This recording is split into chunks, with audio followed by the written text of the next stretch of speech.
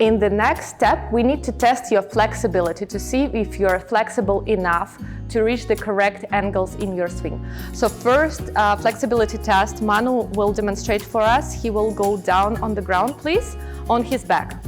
Okay, knees are straight, and make sure that this part of the back is touching the ground. So I don't want to see any gap here, okay?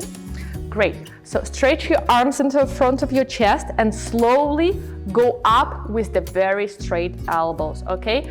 So you have to feel if your gap between the ground and the lower back is increasing, that you don't have enough mobility for your backswing. Also, you see how Manu is bending his elbows, right?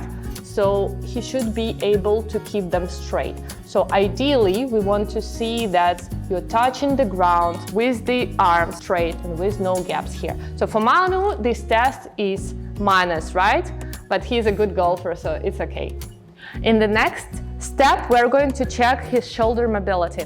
Okay, so he's going to open his arms 90 degrees and as in the previous exercise, push his lower back very much down to the ground. Okay, so as you see, he's doing it very well. Arms are flat on the ground. This is pass. So I'm going to demonstrate to you how it will feel if you don't pass the test. So your arms will be up like this, and you will try to reach down only with your hands. So this will not be pass, or if your lower back is arching way too much. In the next step, we need to check if he has enough rotation, okay? So for that, we will use the open book exercise. Manu is going to lie down on his side, bend his upper knee 90 degrees, and keep the elbow straight in front of his chest.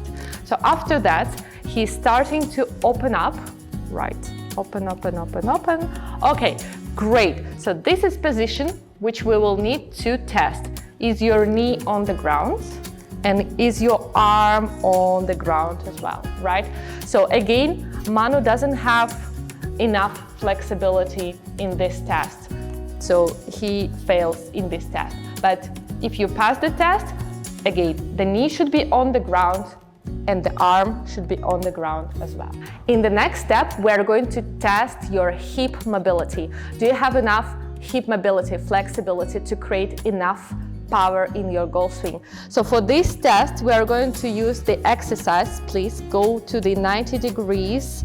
Right, great. So please try to keep 90 degrees angle in your legs bent and reach as far as you can go with your straight back onto the ground, right? So now, keeping your heels on the same place on the floor, roll onto the other side and reach to the floor again. Good. You should be able to do it comfortably.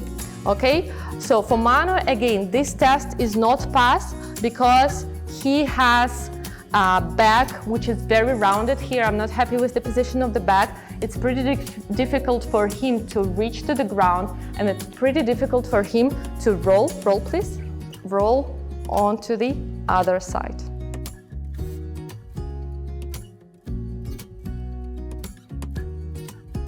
And for the next test, we are going to check Manu's hamstrings flexibility, right? For this test, he's going to sit down on the ground with the straight back and straight knees and try to reach to his toes, okay? So as you see, he cannot reach, right? If you are rounding your shoulders too much, please reach. If you're rounding your shoulders too much, if you're bending your knees to reach the toes, this is not a pass, okay?